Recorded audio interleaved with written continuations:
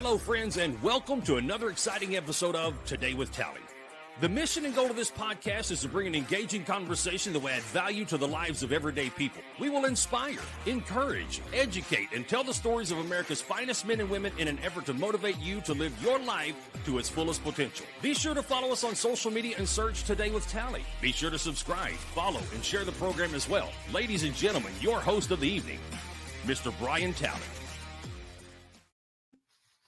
Welcome back to Today with Tally podcast, where we add real life value to the lives of everyday people. We are on YouTube, Twitter, Facebook, Anchor FM, Spotify, and About Face Radio. Simply search Today with Tally and be sure to like, share, and subscribe to get every episode and stay up to date with the latest and greatest our guests in this show has to offer. Folks, today we celebrate day 159 of this brand new podcast.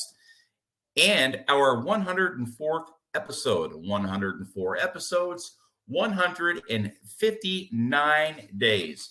But before we get started, I want to talk about today's show sponsor, folks. I want to tell you about a veteran-owned company that has been in business since 2011. Now, Hair XT is the natural solution for hair growth.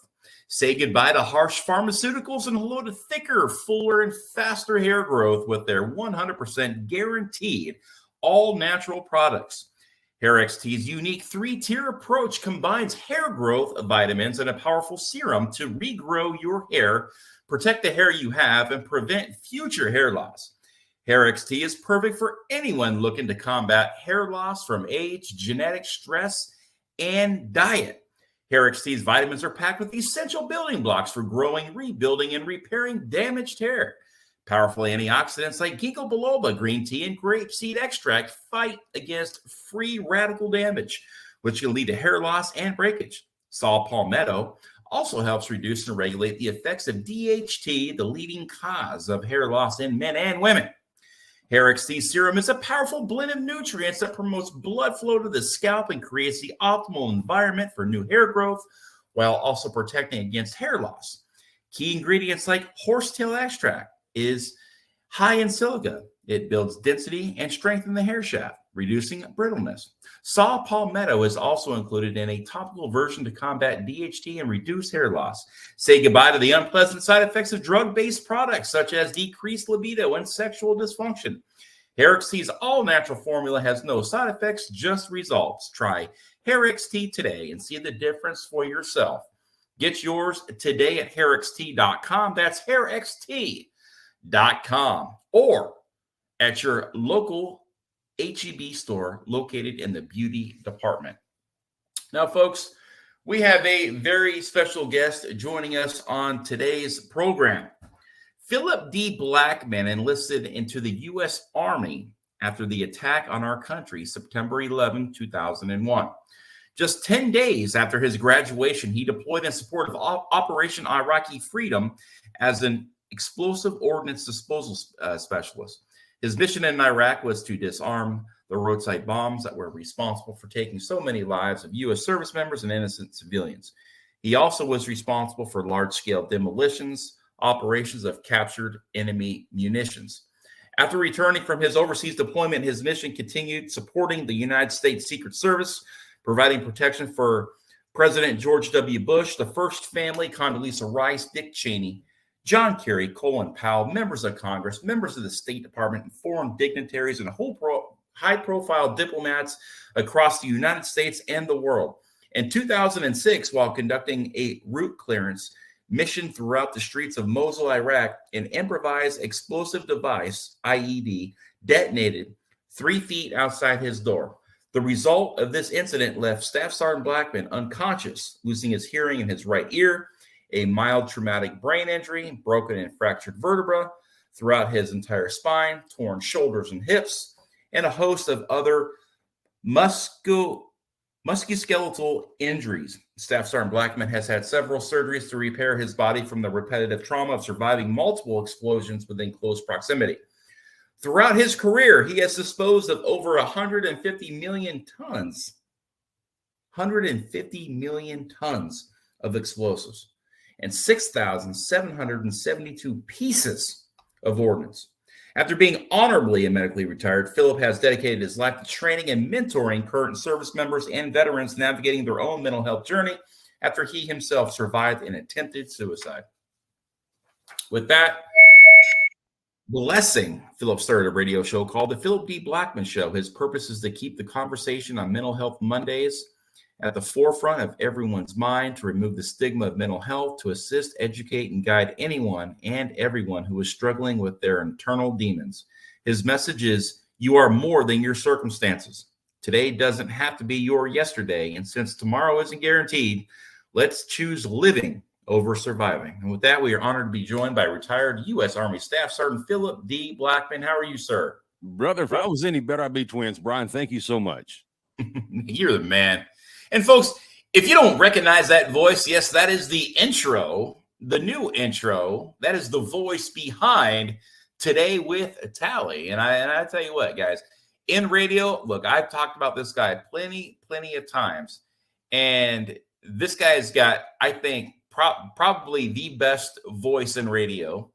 This guy is all over, from sea to shining sea, across the fruited plains of America. You can hear his voice on anywhere you get your podcast. Just search the Phillip D. Blackmon Show, and you can hear this guy get down every single day. I think Monday, Wednesday, Friday, actually. But this guy knows what he's talking about.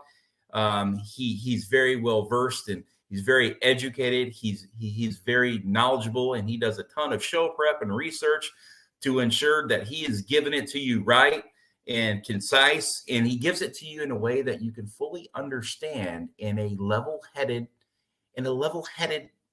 voice. Like, he's not like this extreme, like how everybody is today. It's just you get it. He will give it to you straight. Phillip, what is up, buddy? Man, I'm telling you, this journey that you and I've been on over the course of a couple of years it's been unbelievable. What a roller coaster ride from the very first video that went viral up until episode number 316, 317 today. I mean, what a journey. Yes, sir. So, folks, if you don't know, I met Phillip D. Blackmon when I was in the middle of a big fight in Congress and the VA.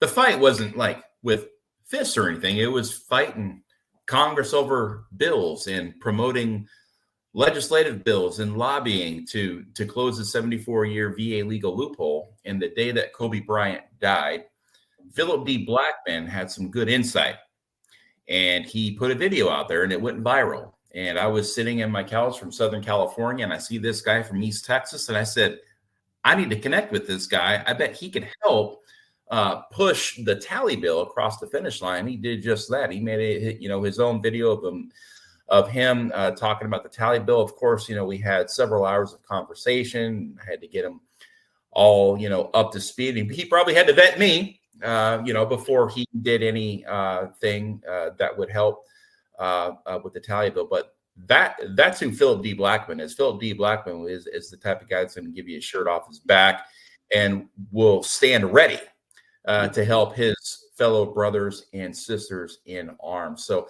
again, I'm very grateful that you did that for us, man, because I know that you played a vital role, a monumental role, if you will, in the success of the tally bill. Oh man, I was a little cog in a big machine called Brian Tally. Man, at that point in time, man, we needed a champion in the VA community to step up and protect other veterans. And man, when I saw Brian Tally, rally around Tally was the big push back in the time. That was the big hashtag, right? Rally around Tally. Mm-hmm. And it seemed like something that was a no-brainer. I mean, you see someone who by himself, a regular old landscaper from Southern California, is taking on Congress. Man, if you can't get behind that, then you really need to check up from the neck up. And so you made it very easy. And first and foremost, thank you so much, Brian, for your tireless work, your tireless effort. You're the only person that I know who has ever gotten a bill signed in Congress. So congratulations to you, and thank you for your hard work and dedication protecting your veteran community. Pleasure is all mine. I did this because I put a lot of pressure on myself, because I asked myself this question: in 10 years from now, if you wouldn't have done anything and you knew that you could have done something about that, I couldn't live with myself. So I completely abandoned myself. I did what I had to do. I put in the time, I put in the work, put in the effort. I learned as I went. I figured it out, and I was all gas, no brakes, and we got it done. 3.5 years, 5 bills. And but hey, listen, this show is about you today. This is about Phillip D. Blackmon. This is about the Purple Heart recipient. This is about a retired U.S. Army Staff Sergeant who has an impeccable career. I mean, your career is insane. For many people out there, they're going to look at this and say, holy cow, this guy has seen some stuff. And no wonder why you're so well versed at what you do with your podcast, is because of all the life experience that you have. Now, let's get back to when you as a kid, right? You see these towers come down, our country is attacked, and you ultimately would end up joining the U.S. Army. What did that look like? How did that process play out? All right, so at the time it happened, I was 23 years old. I was brand newly married to my first wife. I was working for a company called McCoy's Building Supply. It was a hardware company, a lumber yard. I was getting ready to get a huge promotion. I was going to be the regional manager, making a whole lot of money. 9/11 happened, and man, it's a day I'll never forget. And it was one of those deals where throughout the day I worked with my brother, and I told him, I said, look, brother, if we go to war, if President Bush says that we're going to go, then I'm going to go. And nobody understood. I mean, I'm walking away from everything that I've had established, that I'd worked to establish. But my reasoning behind it was, if I have the ability, and I have, I had the ability, I had the strength, I had the knowledge, and I had the desire. So how dare I, as an American citizen, this is just me talking for me, how dare I, as an American citizen, say we need to go over there and kick some tail? We need to go take the fight if I am not a part of the we. I had the ability. The only thing that was stopping me from doing that was fear. So I was like, you know what? I told my brother, if we go, we're going. And the reason why I vocalized that right then was because at that point, that was my heart, that was my mind, and I made sure people knew what my intent was, because those were people who were going to hold me accountable, right? If ever, because we can reason ourselves out of anything, right? So for me, I think we got it. The military's there was no excuse at that point. Once I made my goals known, and I told people, y'all got to hold me accountable. Don't let me back out of this. Now, that wasn't an issue. As a matter of fact, I had people trying to talk me out of it. But for me, we were a country at war. We needed people to go. And I felt like, man, I'm 23 years old, got a strong back, got a strong mind. They need me. Let's go. So that was kind of, it wasn't really a thought process. Wasn't really a lot of fear. It was just,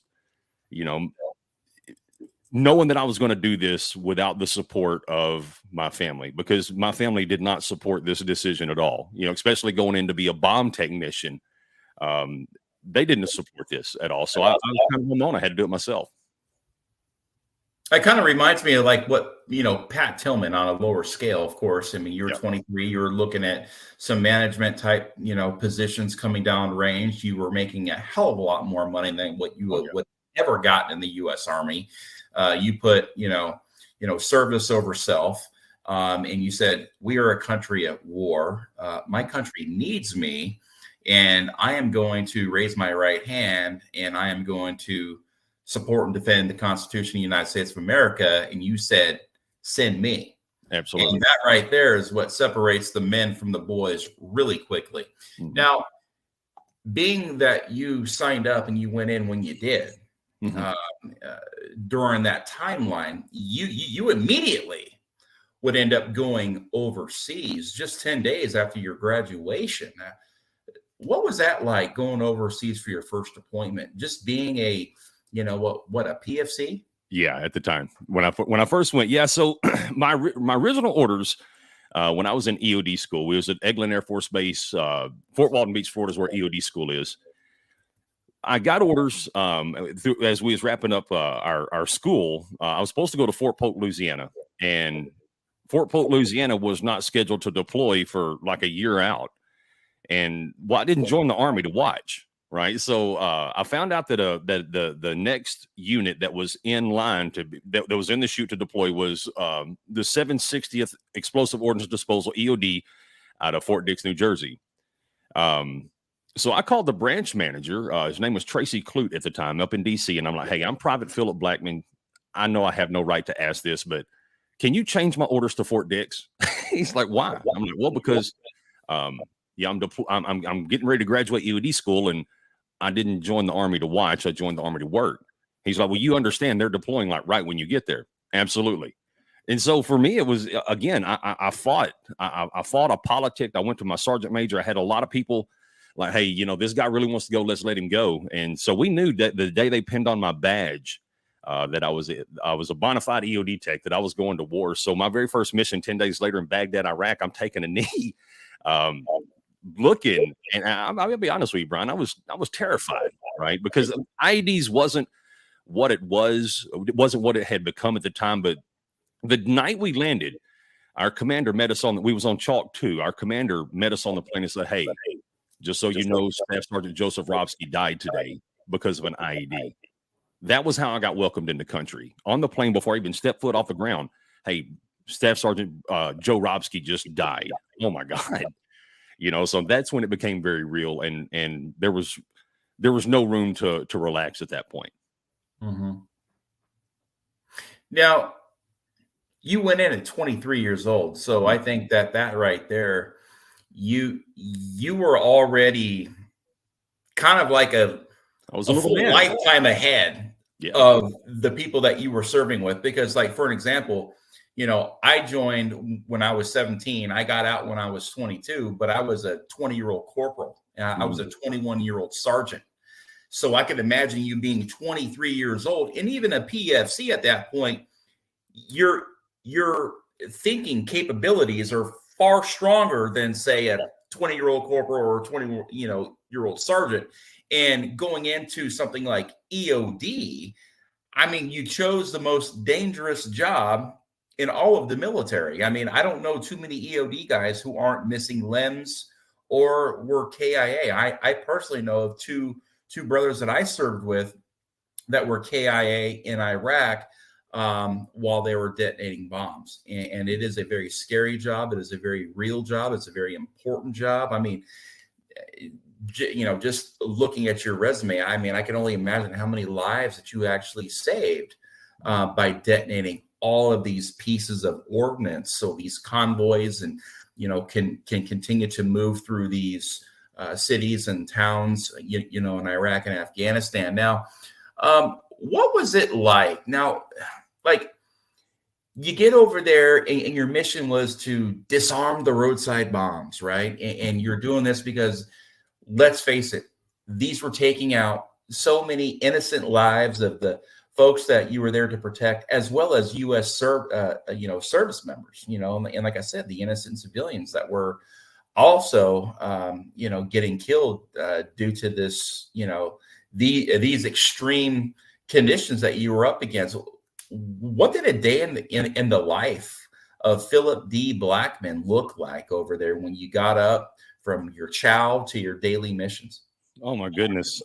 Well, at the first, in 2003, the IED threat, again, it wasn't in its full scale like we ended up seeing. We didn't know, and I'll be honest with you, I didn't know that EOD and even the community, none of us really understood the impact that we would have on this war, how mission essential we would be. We were just bomb techs, right? Most of the stuff that EOD guys worked on, when I joined, was UXOs, unexploded ordnance, stuff that didn't go off. So now we did training on IEDs, but they were conventional stateside, IEDs that are in briefcases or in boxes or mailboxes, so this was all something new. We were all it was almost a game of human chess, right? So us and the insurgency were always trying to one up each other. So our day, we'd wake up in the morning and, for us, we work on call.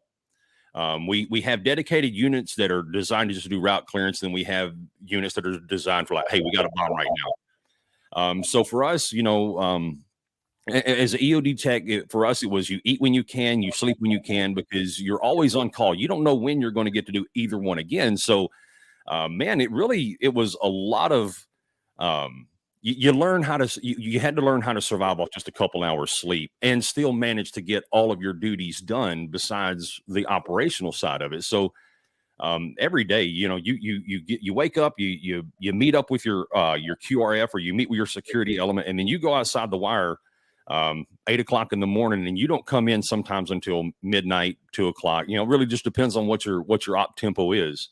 But it was just nonstop, always going out there, always getting in, because you're driving it, between 5 and 10 miles an hour, looking for IEDs that are buried on the side of the road. So you're a real slow moving target.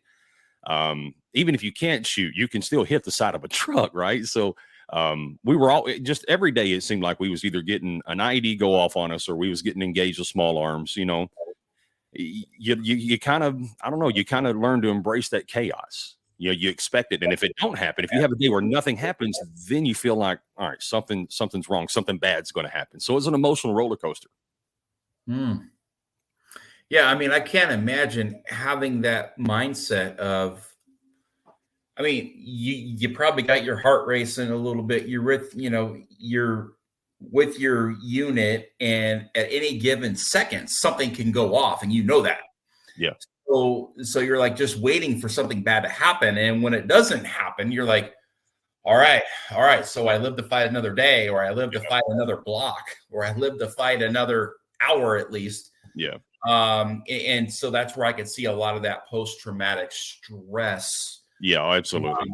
And I know you would end up going through some really bad times, but even like I look back now, and just trying to live in the moment of Phillip D. Blackmon before your injury. Say if you would have never gotten injured and you would have just did that one deployment to come back, I could still see people having post-traumatic stress for not even having really anything bad happen, just because of the mind's always thinking, is something going to blow up? Is something going to blow up? Is something going to blow up? Is something going to blow up? Is it going to blow up on me? It's like that. Your brain's constantly just fighting and fighting and fighting, and it's that fight or flight, and that's a very real thing. I mean, police officers go through it on a daily basis. You said, hey, look, man, I don't know when we're going to come back. It's almost like a fireman. Eat when you can, because you might be on a call that's 20 hours. Yep. So I mean, that's much respect to you, and well, thank you. The work you did. I know it's not an easy job. That's not an easy walk right there. And again, you constantly are under fire. You're constantly monitoring it. And if you miss one, and if it goes off, you're like, oh my God, how did we miss that one? So I can imagine the weight that is carried on you guys. On that right there,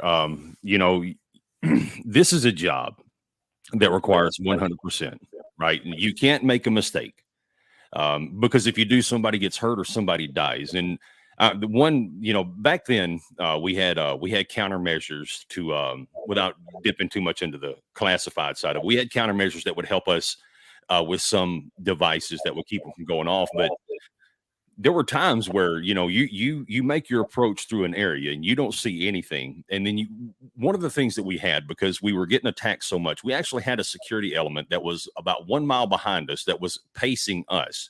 So because we was getting attacked so much and we just didn't have the manpower, if we got attacked, we call for help, and in essence, we have a rolling quick reaction force with us. They'd roll up and, help us lay down suppressive fire. We'd handle that engagement, and then we would go back on our mission, and they would wait until, they had that space against us.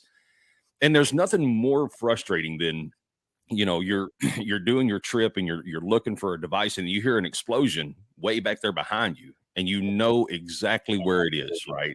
You get on the net like, hey, was that y'all? Yeah, hey, we found one y'all missed. Is everybody okay? That sinking feeling, because your failure to miss one bomb means someone's getting hurt. Mm-hmm. That I'm gonna tell you, that is a hard thing to not take personal, because my job is to make this 100% safe. And if I missed one, somebody died or somebody got hurt, or maybe just somebody just got the crap scared out of them. I mean, it was always, for me, it was always very personal. That mission was very personal. It was never business. It was all personal, because There were mothers and fathers and brothers and sisters of all walks of life. We were American. We were allied forces. If anybody got hurt, that was my fault. And, obviously at the time I didn't have any position. I didn't have any reason or responsibility to own that, but I did. So yeah, that's more of that stuff that goes in your mind that, the wins you take, but the losses you take very personal. Mm-hmm. Absolutely. Yeah. And you can be 99 out of 100.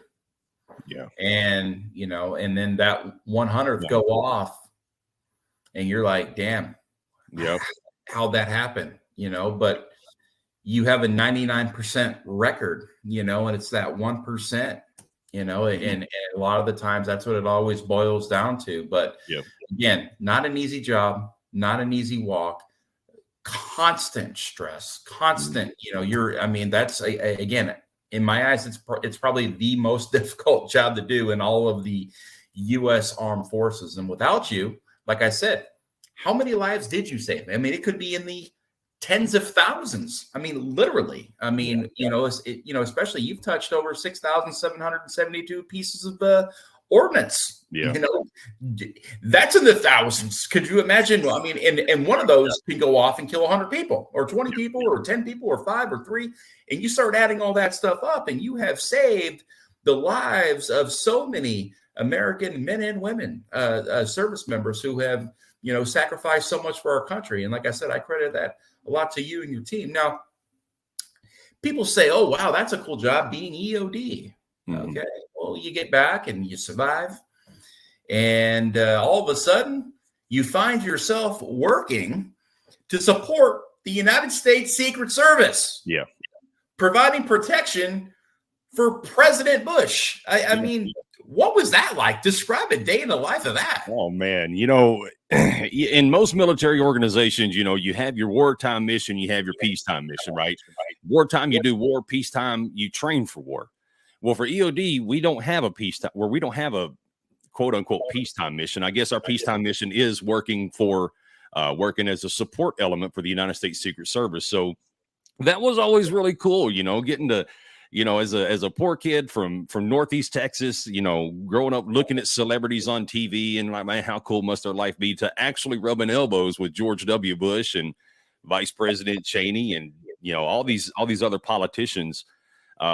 That brings its own little degree of stress, kind of. I mean, because, you look like an agent by all accounts. Everyone thinks you're an agent, but you're trying not to look like an agent. You're trying to look like a businessman. And look, when you meet a military person, you're meeting someone that's either military or law enforcement. So we stuck out. I mean, we didn't have the chameleon abilities that Secret Service agents do. People knew we were somebody there, right? Especially when you're 6'5", 270 pounds. Oh, this guy looks like he's, and when you look like me, but it was a lot of fun, going out. Lot of traveling. When I got back from Iraq, we normally, when you come back from a deployment, they'll give you a 60 or either 30, 60 or 90-day stand down just to reacclimate. There was no acclimation for us. We came back. I think they gave us like 3 days, and it was like, oh, hey, Blackmon, you need to pack your stuff. You're going to Pierre, South Dakota. For what? Vice President wants to go hunt some birds in South Dakota, so you got to go be his security.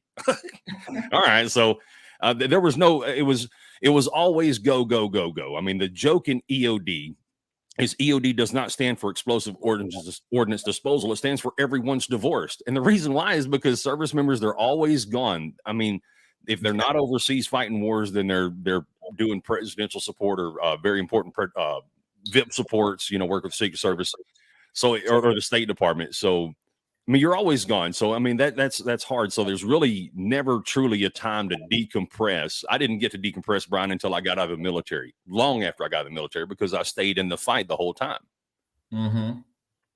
Yeah. You never had that time off. You never had that moment of, okay, let me clear my mind. Let me, kind of digest everything that I went through overseas and what I saw and, how we work. You got put right into, again, another hardcore stressful situation now with protecting the most powerful man in the world. You can't afford to miss one of those. Yeah, you can't. And so, and it's a different fight now. You're in stadiums in the United States. You're at Super Bowls. You're at airports. You are searching for, okay, where is there a threat?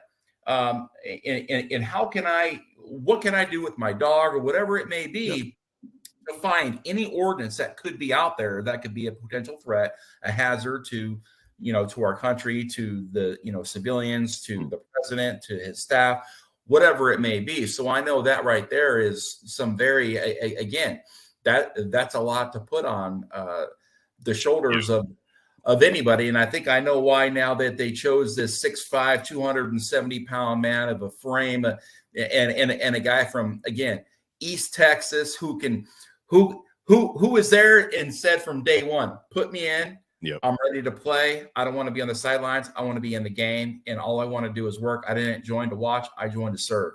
And that right there is about as honorable as it gets. You would end up doing this for quite some time, and you would go on to protect more than just the president. You would protect dignitaries and all sorts of members of Congress and so on and so forth. You were there as a lifeline, if you will, of protection against the enemy and what could possibly happen, and our politicians and our people who worked on the high end levels of the United States government.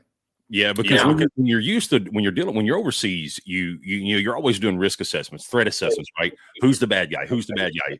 But and over there, they don't wear the typical uniforms like you'd see in war. So it actually helped, but it also kind of created, because when you go from a theater of operations of Iraq to the theater of operations of the United States, you're still hyper vigilant. You're still putting everyone in that same category, whether you want to or not. You're still putting everybody in that category. Who's the bad guy? I know the bad guy is watching. Which one is he? So you spend your time really just scanning everybody. Everybody's a threat. So yeah, there is no taking your foot off the gas at all. Yeah, and that's where, again, from an outside guy looking in, that's where so much of this post-traumatic stress can come into play, especially with the bomb guy. Yeah. Your mind's never off. It's always 150 miles an hour or whatever it may be. And you're just always constantly hyper vigilant. You're always looking for that threat. Again, where a lot of the anxiety and stuff like that can develop in anybody. I mean, because look, we're humans, and humans have feelings and emotions. And when you're always, when your heart's always racing and you always have that hardcore adrenaline going through your body. I mean, I can imagine the adrenaline you had just working at a Super Bowl with with the dog trying to say, okay, well, the news is saying that this is a big threat today, and it's up to me to find this threat, and not just for people to come up to me and shake my hand and pet my dog. You're working a very serious event where there's hundreds of thousands of spectators on a worldwide stage. Yeah. And the hard part is when you, especially like the Super Bowl, that was at NRG Stadium when who was it? Was it the Patriots and the Falcons? When the Atlanta just gave it up completely in the second half. It's unique because you have these celebrities. You have the guest wing where all these famous people come through, and it's hard not to get starstruck, right? Because you're like, oh, Snoop Dogg, yeah, what's up, man? But you can't. You gotta be an equal opportunity offender and treat everybody just the same. So regardless if they're a celebrity or not, hey, can I pet your dog? Sorry, this ain't Hollywood. You don't get to. No, my dog is mine. And it's unique because you have to take off that warrior mindset and put on the business mindset and still remain keyed up, for any threat. Like I'm fixing to die at any moment. It's not that dire, but man, once you accept that you're going to die on any mission, once you accept that death is just right there, it makes it, believe it or not, Brian, it makes it so much easier because you're like, I've made peace with it. So whatever happens. And then once you make peace with that, man, you can just, there's nothing else to fear anymore because death is freedom. And once you know that death is going to show up, man, all you can do is smile back and welcome them in, right? You can't fight it. Don't be afraid of it. Just take it and go. It's okay. So that was kind of the mindset, I guess. That's powerful. Again, and I mean, you are a freaking warfighter, man. I mean, your resume alone, and I know you personally too, and I know everything that you've been through and have seen, and I mean, people won't see for lifetimes. And again, man, your service and your sacrifice and your dedication, even still to this day, is truly admirable, and it's something that you very rarely see. But in 2006, of course, you would go back overseas, and now again, guys, his career's not over yet. He's overseas. The first time he's working, he comes back. He's with Secret Service and protecting all these dignitaries. He's working the Super Bowl. I mean, he's everywhere. In 2006, he's over there. He's doing conducting a route clearance mission to get these convoys to free flow through without any issues. And an IED detonated just 3 feet outside of your door on your, did you have a hardback Humvee? Well, actually, I was, at that time I was what they called the JERV, Joint EOD Rapid Response Vehicle. In essence, it was a 20-ton bomb suit. So 20 tons of armor is like the big Buffaloes. It's just a big route clearance vehicle that we keep loaded down with explosives, robots, bomb suits, really all of our kit that we need. So for a 2-man team, we have a truck loaded from front to back with explosives and weapons and everything else, just to be able to handle anything we can. This is the moment that you had probably been waiting for, in a roundabout way, because you had already previously accepted, well, if I die, I die. And that's what makes my mission that much easier, because I've accepted that. Well, this day in 2006, it came a knocking, and it would end up, putting you on a path that many, again, would never see in multiple lifetimes. You would end up being blasted unconscious, and you would end up suffering some traumatic lifelong injuries. Can you walk us through that moment or through that? Yeah, I think I can. So we was in Mosul, and as it always happens, if you're going to get bit, it's going to get bit right there toward the end of your convoy. I don't know why that's the case, or it's always been my case. I don't know if people see the finish line and they lower their guard, whatever the reason is. But in our order of march, we always had a security, the Buffalo, which is a big route clearance vehicle, another security element. No, so we was 4 out of a line of the march of 5. So we was Victor 4 out of 5. So that means 3 vehicles, they missed it, and that's okay. I don't hold it against them, because we miss them. I've missed them. So on this one here, it was kind of like I saw it happen, right? So I'm, when you're driving, you have your head leaned up against the window or against the door, and you're all you're doing is looking out the window. You glance up to make sure nobody stopped, but you're always looking out the window. And man, I saw it. I don't know what it was, but as a warfighter, you learn that Mother Nature doesn't give you geometrical shapes, right? Straight lines, straight circle, or perfect circles, perfect squares. If you do, that's probably because that ground's been molested. Someone has messed with that ground. And I actually saw a little RCA jack, the aluminum out of one of the speaker connectors that they use. Right when I saw it, I grabbed my radio to call all stop. And man, right when I saw it and I grabbed my radio, bang. I'm not real sure what happened immediately after that.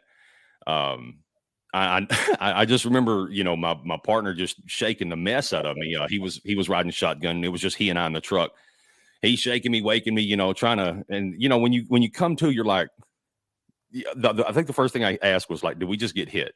Yeah. Are you okay? And I got blood coming out of my ears, and I'm on a street that I don't even know my name. I was like, okay, is anybody hurt? Just you and your truck. All right. Well, all right. So, and it was one of those things where everybody was wanting to rush up and and start administering agents like, all right, everybody calm down. Okay, I'm alive.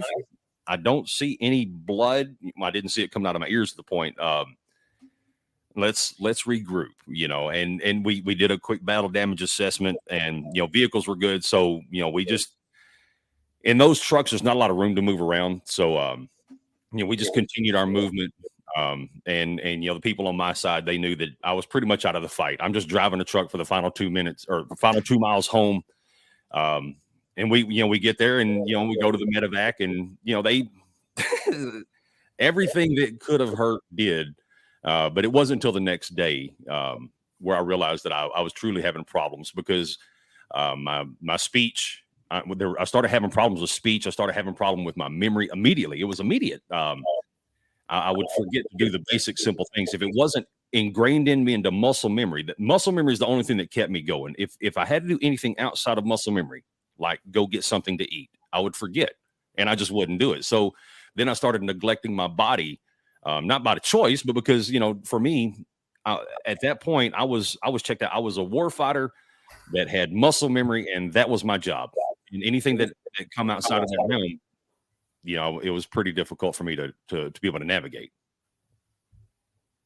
Yeah, I mean, I can understand the cognitive decline. You're just blasted by a bomb, 3 feet away from you, and traumatic brain injuries and everything else that comes along with it, and then all the other physical ailments with your spine and everything else there that goes along with getting blown up. And was there ever a excuse me? Was there ever a buzz, like a buzz, and then all of a sudden it went off? Like, like when you're out in a storm and you can kind of feel the lightning before it even hits. Yeah, you're talking about them spidey senses. Mm-hmm. That's the best way I can say it. Yeah, and that's where the PTSD is created, because you always have those spidey senses. When you've been there enough, that there are certain hot spots that you're going to be coming across, and you're always checking horizon. And when you see people moving and scattering on rooftops, you're like, all right, hey guys, here we go. Pay attention. And then you get all keyed up. All right, you take your weapon, you take it off from safe to fire. You start making sure everything's, we're fixing to throw some hate, and then nothing happens.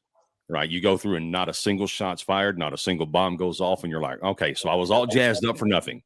So you try to start calming down a little bit. And then you come to the next hot area and you're like, all right, guys, here we go. We see some more movement. Get keyed up. You get everything ready. And then, oh, it's nothing at all. Right. And so what happens is you eventually never drop back down to that fully relaxed state. You're always just, you got warfighter go, kill. And I'm not saying that like, that's machismo. That's got to be your ideology, right? We're getting engaged. And then you go from that, oh my God, we're fixing a fight right now moment to maybe just one step, so you're always keyed up. And unfortunately what happens is you start doing your threat assessment against everybody, even if they're wearing a U.S. fill in the blank, Army, Marine, Navy, Air Force. You even start sizing up your own people as, are these people threats to me? So I don't want to say it creates a paranoia, but when all you're dealing with is nastiness and hate and discontent and destruction, you kind of by default, I guess, or I'll say for me anyway, I started sizing everybody up, even those people that were supposed to be my friends. Everybody was a threat. And that took a lot of years to be able to get rid of. I really appreciate you being honest and transparent with us here, because again, I think you're going to really help out a lot of folks on this program today that are tuning in, because folks, this is the real thing here. This is war. This is the sights, the sounds, the smells, this is it. Coming from a, Purple Heart recipient, EOD specialist, who has seen it. And, the hypervigilance and the fixing to throw some hate, it is real. It is you against the enemy.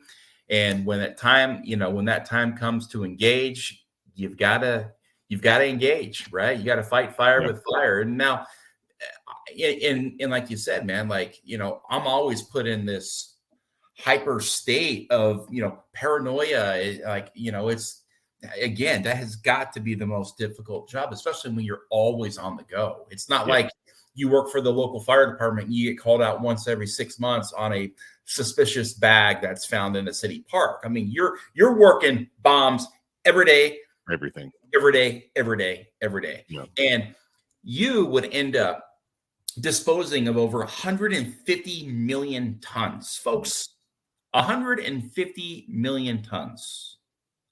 Just figure this out here. 2,000 pounds is a ton. 2,000. Now, this is 150 million tons of explosives and 6,772 pieces of ordnance.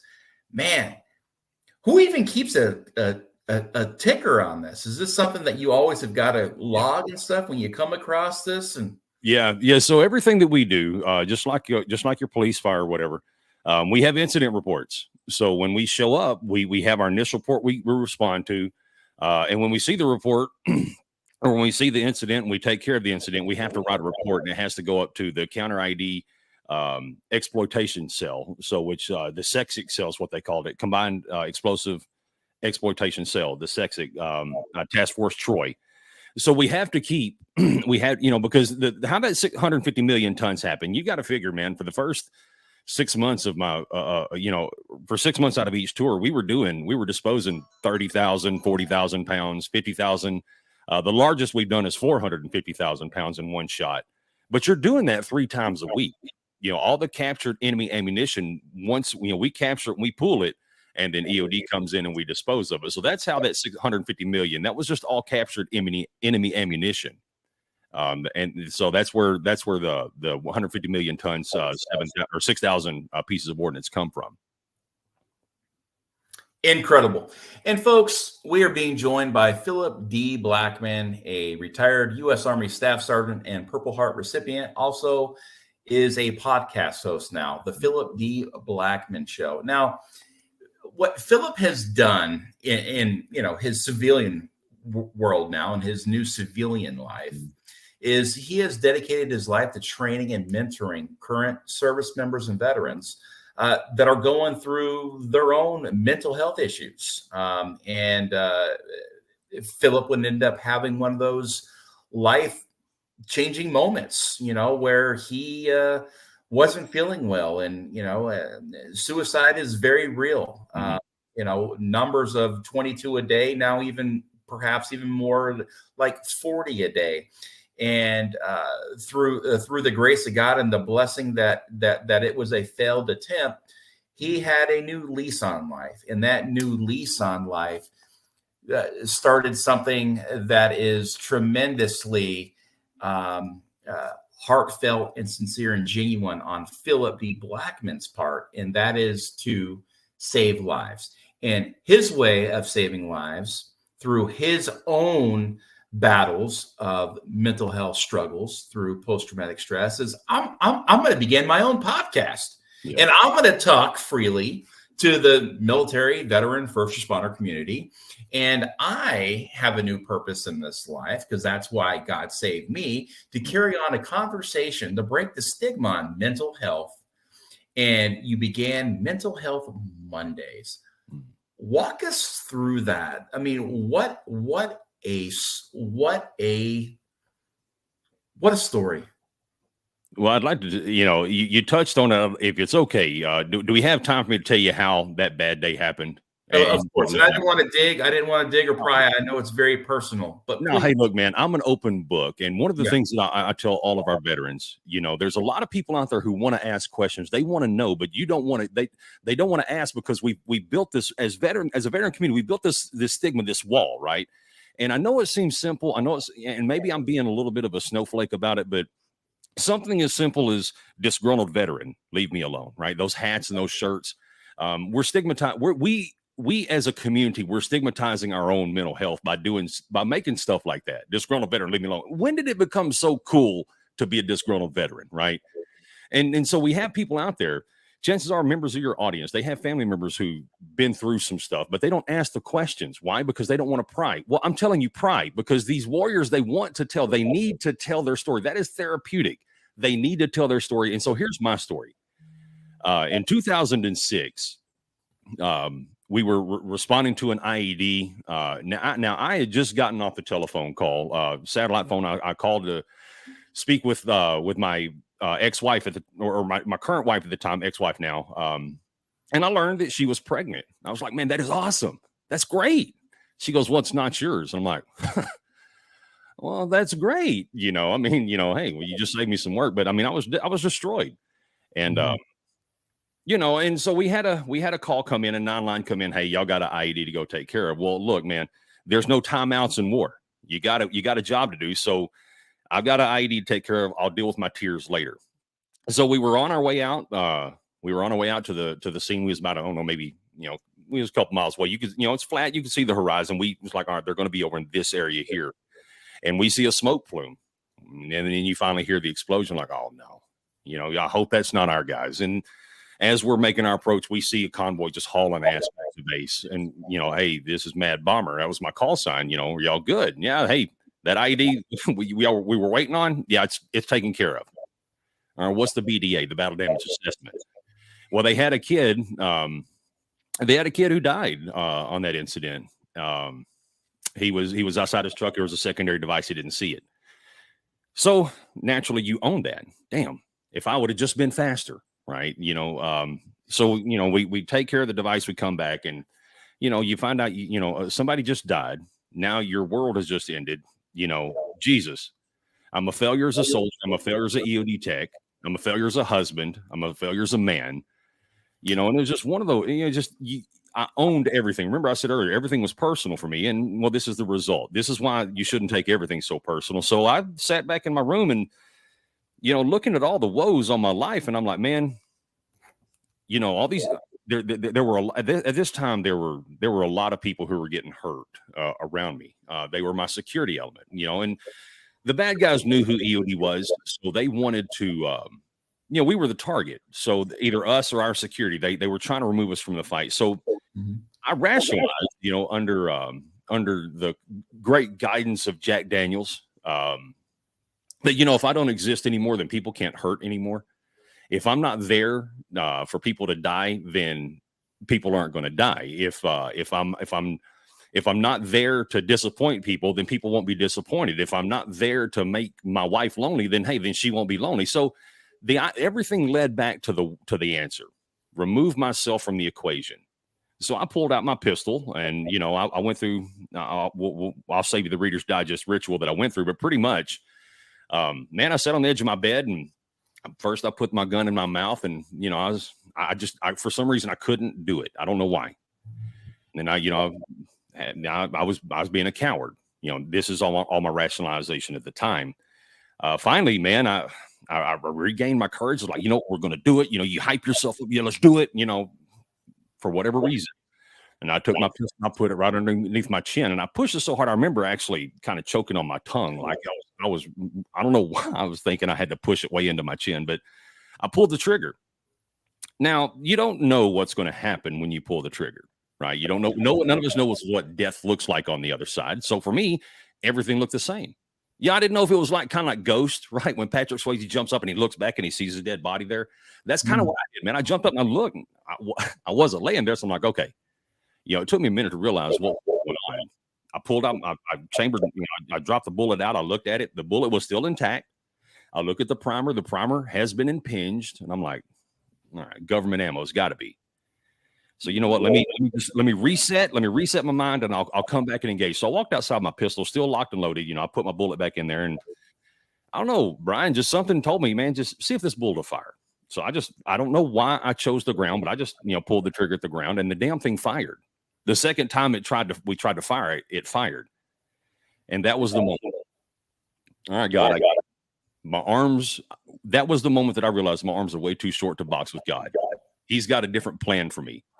Now, maybe my suicide attempt, maybe it did work. Maybe I did actually metaphorically blow out my toxic thinking out the top of my head. Maybe that's what did happen, but it was that was the beginning of my renewal.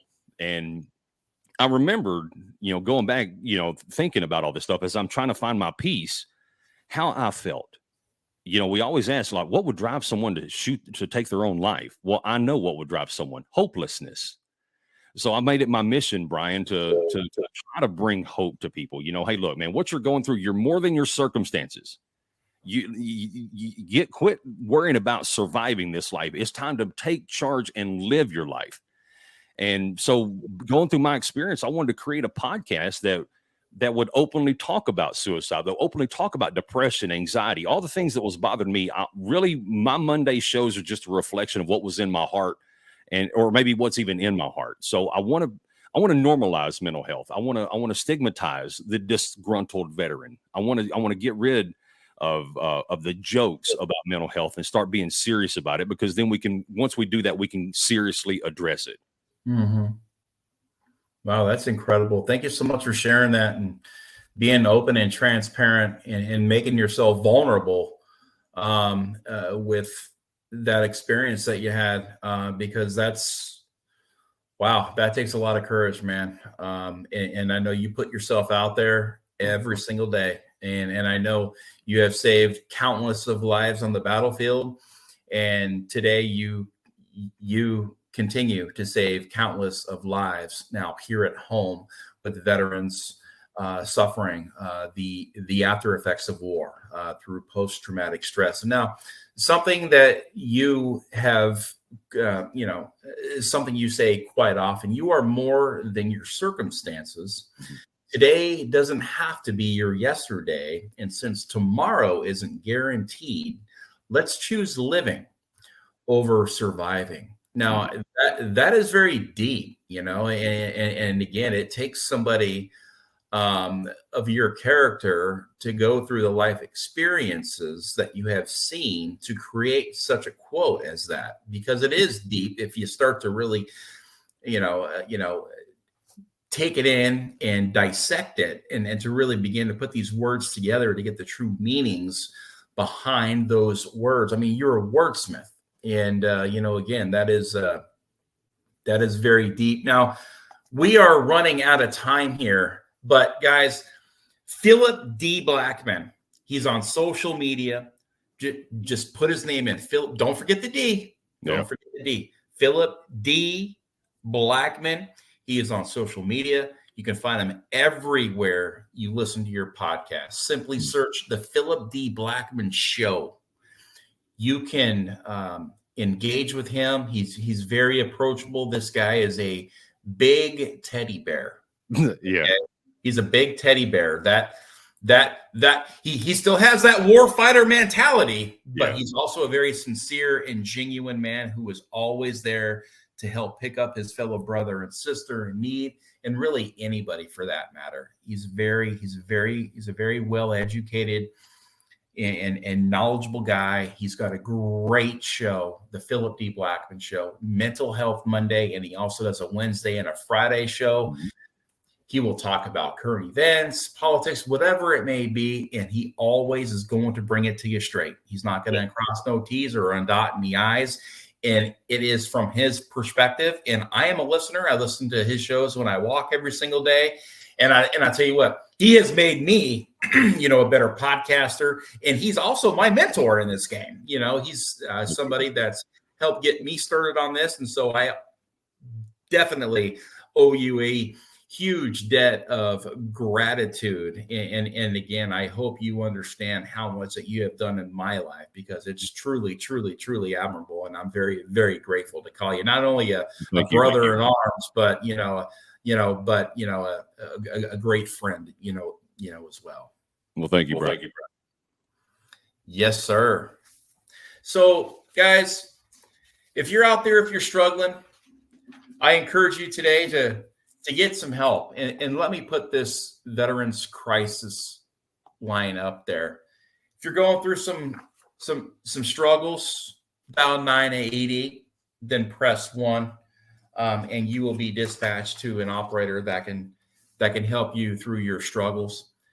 And if you're not in dire need, listen to Mental Health Mondays on the Phillip D. Blackmon Show, because I think that his word of encouragement and inspiration and the real stuff out there that isn't being talked about can help you through your daily struggles in this walk in life and can help you become a better you. Now, thank you for joining us today, Phillip.